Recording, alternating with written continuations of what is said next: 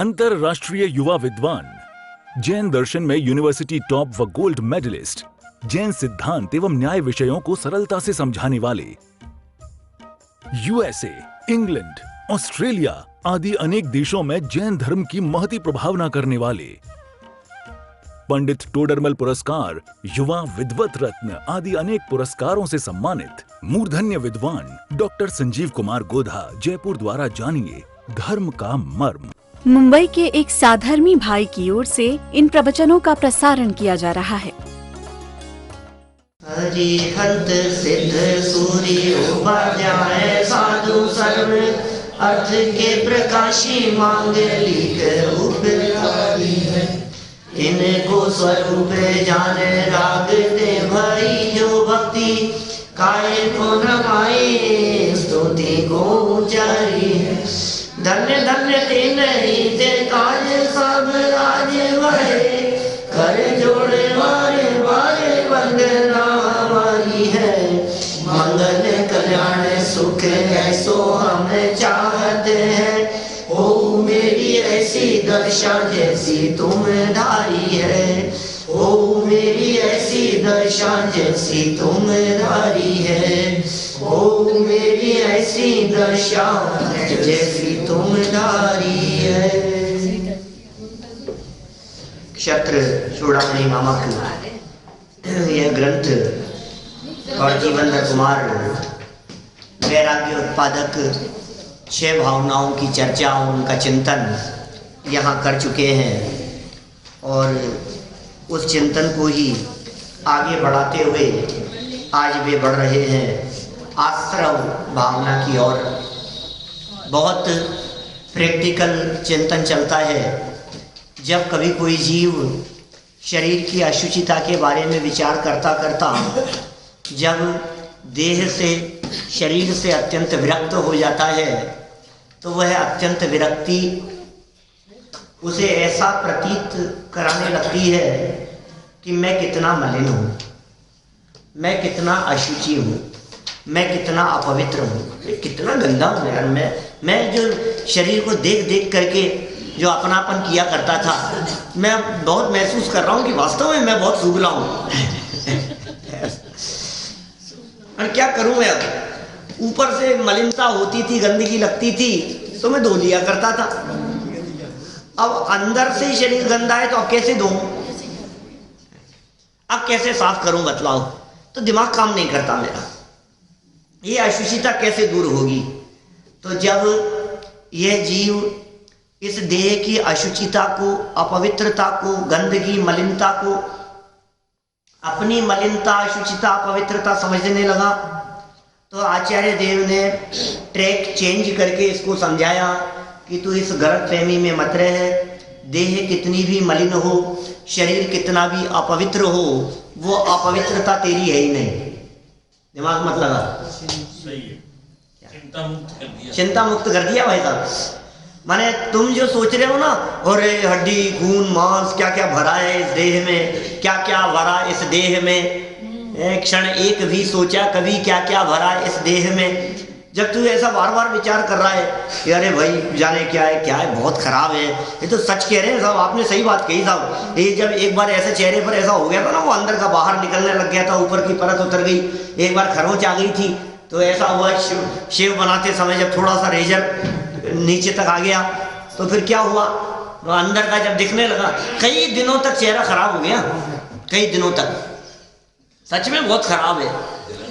तो आचार्य देव ने समझाया कि भाई तू कहाँ है, कौन से धोखे में? दिमाग मत लगा। शरीर की अशुचिता और अपवित्रता ज्यों की त्यों बनी रहे, फिर भी तू केवल ज्ञान ले सकता है, फिर भी तू अनंत सुखी हो सकता है, फिर भी तू परमात्मा हो सकता है। शरीर रहे तो रहे, पवित्रता सुरक्षित है, कोई फर्क नहीं पड़ता है। ये पवित्रता तेरी इस देह की वजह से अपवित्र नहीं होती, माने शरीर तुझे अपवित्र बनाने में समर्थ नहीं होता। इसलिए शरीर की अपवित्रता की चर्चा तो हमने शरीर से दृष्टि हटाने के लिए की थी, द्वेष बुद्धि के लिए नहीं।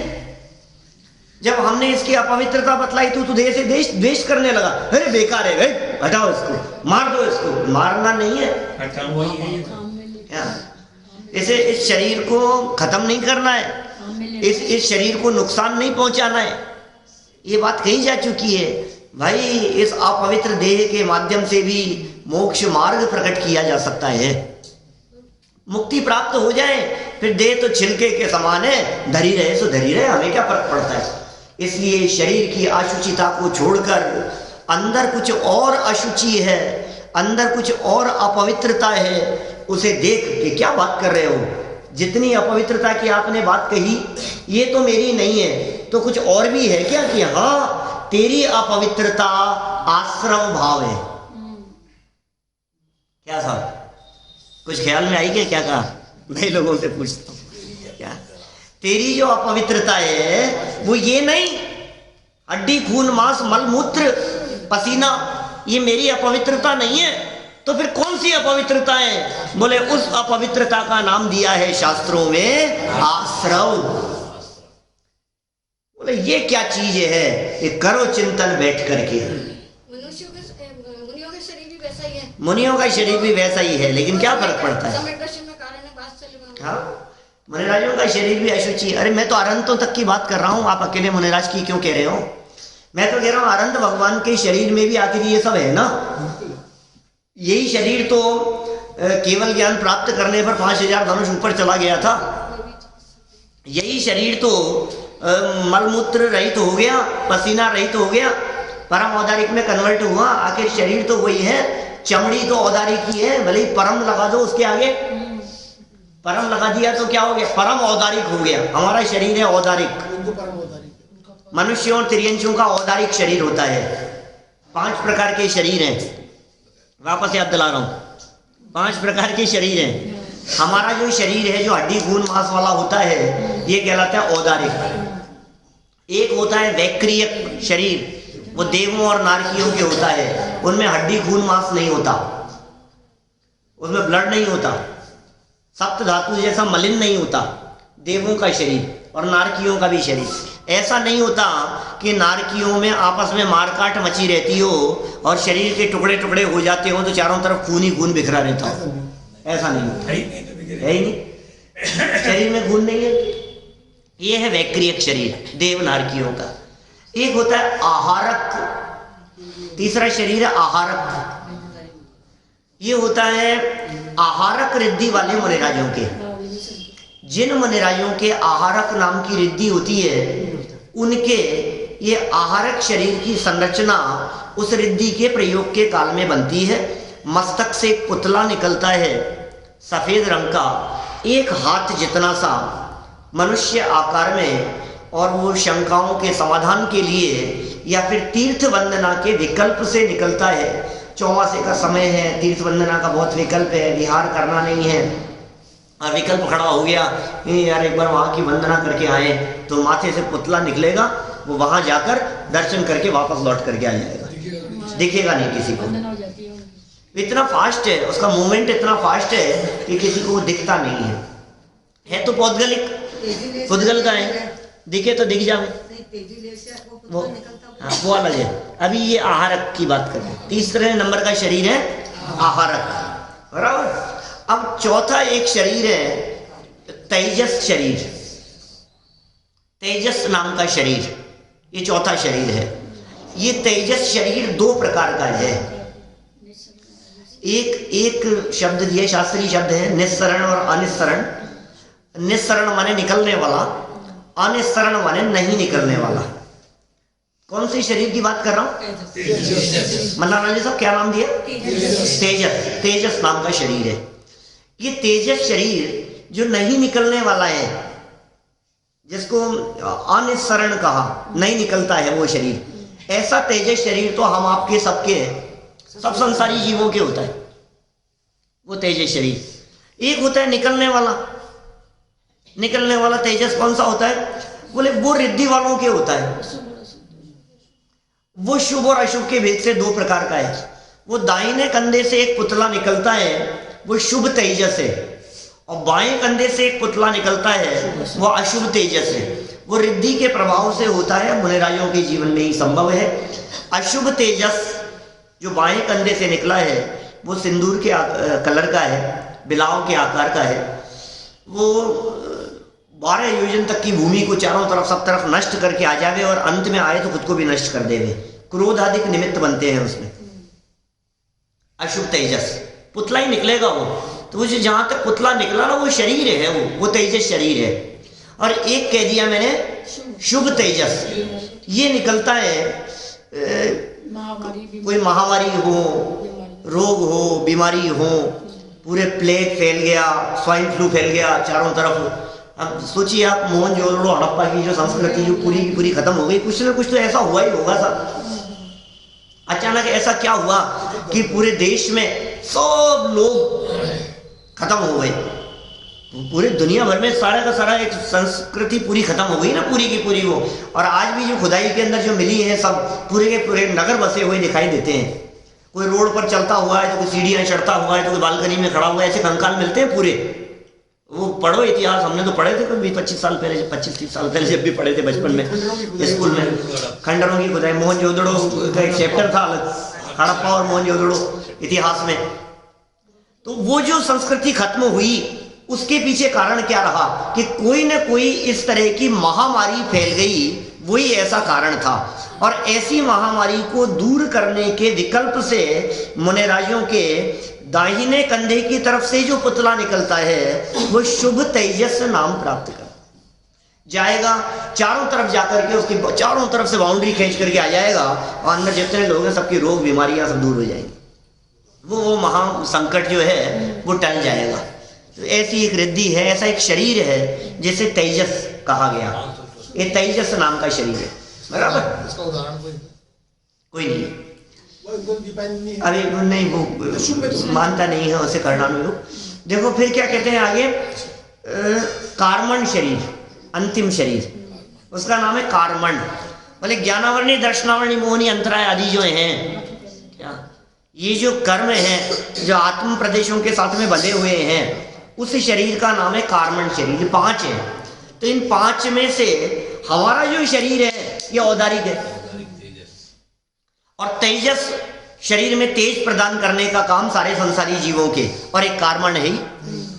तत्वार सूत्र महाशास्त्र में सूत्र है, औदारिक वैक्रिय कारक तेजस कार्मणानि शरीराणि। विस्तार से तत्वार सूत्र के दूसरे अध्याय में चर्चा की है इन 5 प्रकार के शरीरों की। सूत्र जी में बहुत विस्तार से चर्चा है। अपना प्रकरण क्या चल रहा था कि भाई सुनो, ये शरीर जो औदारिक शरीर है, ये शरीर अरहंत अवस्था के होने पर ऐसा लगता है हमारे को घर साहब कुछ विशेष नहीं है तो औदारिक ही। ऐसा अरहंत परमात्मा का शरीर भी औदारिक होते हुए, माने वो अंतरंग उसकी स्थिति खराब होते हुए भी शरीर भले बना रहे, लेकिन केवल ज्ञान और अनंत सुख प्रकट हो सकता है। बस निगोदिया जीव निकल जाते हैं, इस अपेक्षा से परम औदारिक कहा है। बाकी तो सब होता ही है उनके, जैसा शरीर है वही शरीर तो रहेगा। परम औदारिक शरीर में निगोद रहित तो हो गया, ऐसा नहीं कि हड्डी खून मांस सब निकल गए हों, वो तो सब है ही। परम औदारिक शरीर में भी हड्डी खून मांस सब है ही, लेकिन उन सब के रहते हुए भी ये आत्मा अनंत सुखी हो सकता है। मुझे यह कहना है कि शरीर की अशुचिता और शरीर की अपवित्रता इस जीव को सुख प्रकट करने में बाधक नहीं है। इसलिए देह से दृष्टि हटा लो, देह की अपवित्रता को छोड़ो, ये तुम्हारी थी नहीं। सुनो भाई, देह के रहते हुए भी तुम भगवान बन सकते हो, लेकिन राग का अंश मात्र भी रहे तो नहीं बन सकते, तो सच्चा सुख प्रकट नहीं हो सकता।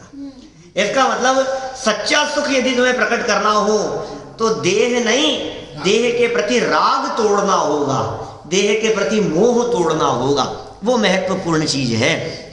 तो शरीर की अशुचिता और अपवित्रता को देखकर जब यह जीव अपने आप को मलिन, अशुचि और अपवित्र समझने लगा, मैं कितना गंदा हूं, तो आचार्यों ने कहा कि तू शरीर की गंदगी से बिल्कुल प्रभावित मत हो, क्योंकि ये शरीर की गंदगी और मलिनता रंच मात्र भी तेरी नहीं है, ये भिन्न है, ये बाहर है।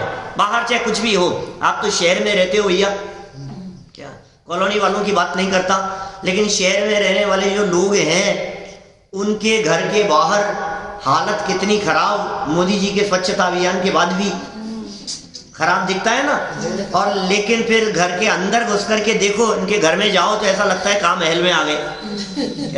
तो ऐसा लगता है ना, बाहर से देखने लोग जब अंदर आते हैं तो कहते हैं साहब बाहर से ऐसा महसूस नहीं हो रहा, हम तो सोच रहे थे ये कहाँ कौन सी जगह रहते हैं यार। अंदर आकर के देखा तो लगा कि यार वास्तव में सुविधाएं हैं।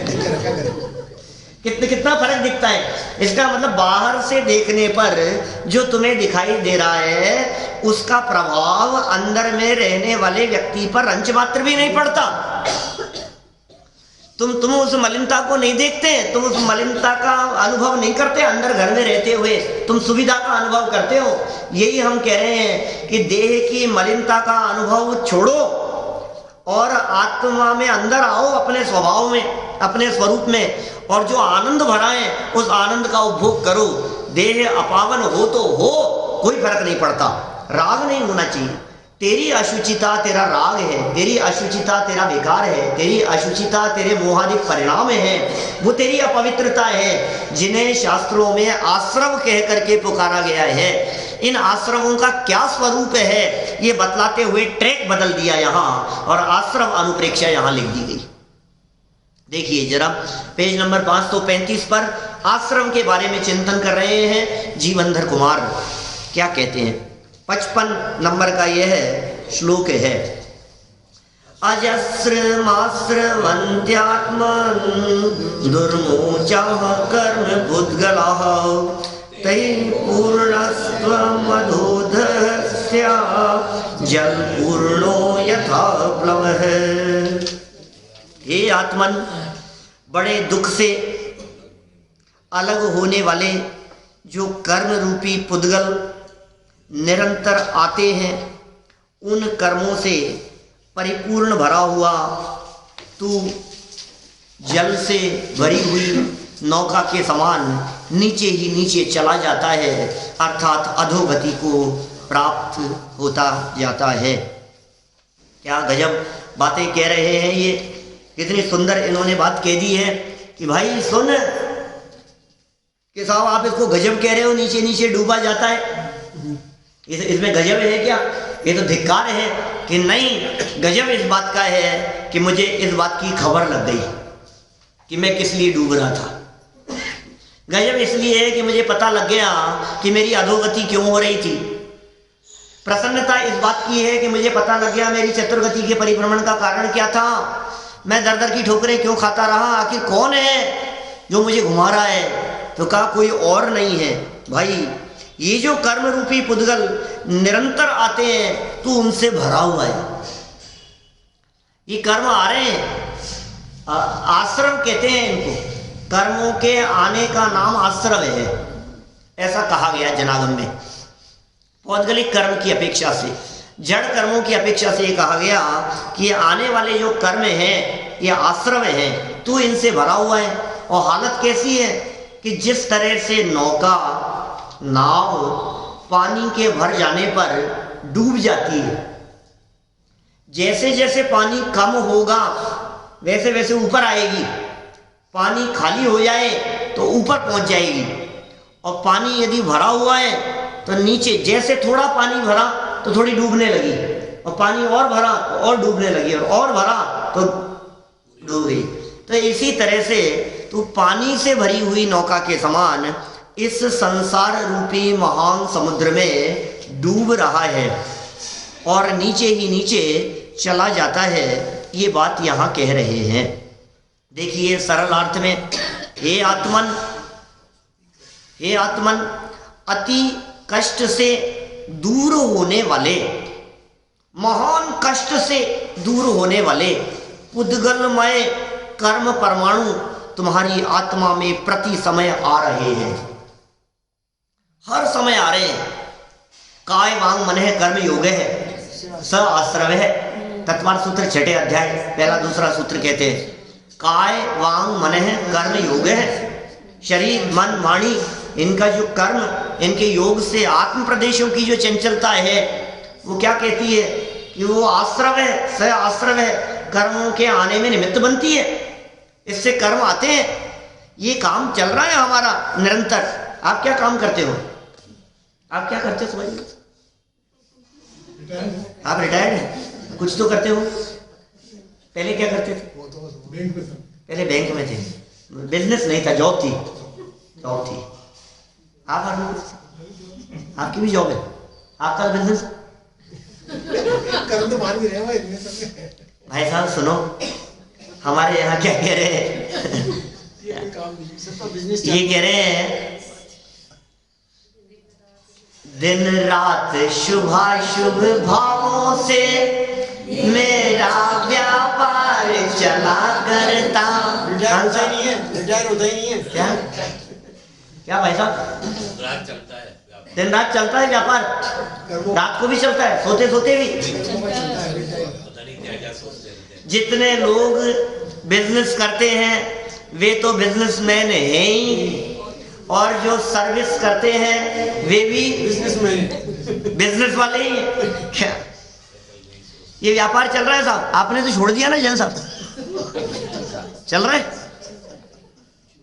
अरे ये छूटता कब है? ये आश्रम छूटे तो व्यापार छूटा। ये व्यापार चल रहा है, किसका व्यापार चल रहा है? शुभ और अशुभ भावों से व्यापार चल रहा है। कि साहब व्यापार चल रहा है तो व्यापार तो उसे कहते हैं जिसमें वस्तुओं का आदान प्रदान हो। कोई व्यक्ति डॉक्टर हो तो उसका वो बिजनेस नहीं है, वो प्रोफेशन है उसका।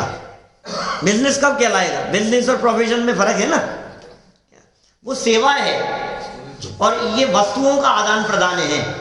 तो आप यदि ये कह रहे हो कि मेरा व्यापार चल रहा है तो खरीदना बेचना भी हो रहा है क्या? कुछ क्यों हो रहा है ना। ये कर्म परमाणुओं का ग्रहण करना हो रहा है और इन्हें छोड़ना हो रहा है। ये निरंतर चल रहा है कि साहब कुछ लेन देन की हाँ हो रहा है ना, शुभ अशुभ का लेन देन हो रहा है। इन कर्म परमाणुओं के आने जाने में तुम्हारे शुभ और अशुभ परिणाम, और दिन रात चलता है व्यापार। कि साहब कोई मीडियम, कोई दुकान कोई खोल रखी है क्या? ऐसे कैसे चलेगा व्यापार? कहीं से तो करेगा कि मानस वाणी और काया से आश्रम का द्वार खुला है, दरवाजे खुले हुए हैं जिनके माध्यम से आना जाना हो रहा है और कमाई हो रही है। अब वो जो कमाई हो रही है वो अच्छी हो रही है कि इनकम टैक्स का छापा पड़ने जैसी हो रही है? बोलो, वो कैसी कमाई हो रही है कि तुम्हें पता नहीं है। जैसे तुम समझ रहे हो कि कमाई हो रही है, थोड़े समय बाद में नरक में जाकर डंडे पड़ने वाले हैं तुम्हारी इस कमाई के फल में। जैसे तुम कमाई कह रहे हो, चतुर्गति की जेल मिलने वाली है इस कमाई के फल में। और कभी कभी जब तुम्हें प्रॉफिट दिखाई देता है कि नहीं साहब अभी तो नुकसान नहीं, प्रॉफिट का काम चल रहा है, इस प्रॉफिट में थोड़ी अच्छी जेल मिल जाएगी स्वर्गों की, थोड़े पुण्य की वजह से।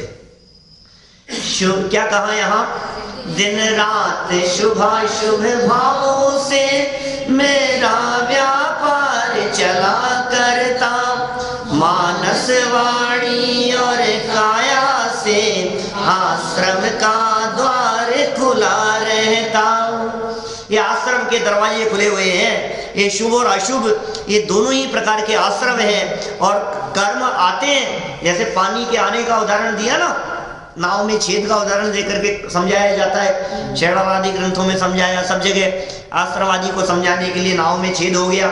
तो मन वचन काय इनकी चंचलता, इसे उपचार से आश्रम कहा जाता है और आत्म योग कहा जाता है। मन वचन काय को उपचार से, सच में आत्म प्रदेशों की चंचलता वो योग है। आत्म प्रदेशों की चंचलता और मन वचन काय की प्रवृत्ति न हो और आत्म प्रदेशों की चंचलता बनी रहे, तो ईरियापथ नाम का आश्रम का है अरहंत भगवान के। मुंबई के एक साधर्मी भाई की ओर से इन प्रवचनों का प्रसारण किया जा रहा है।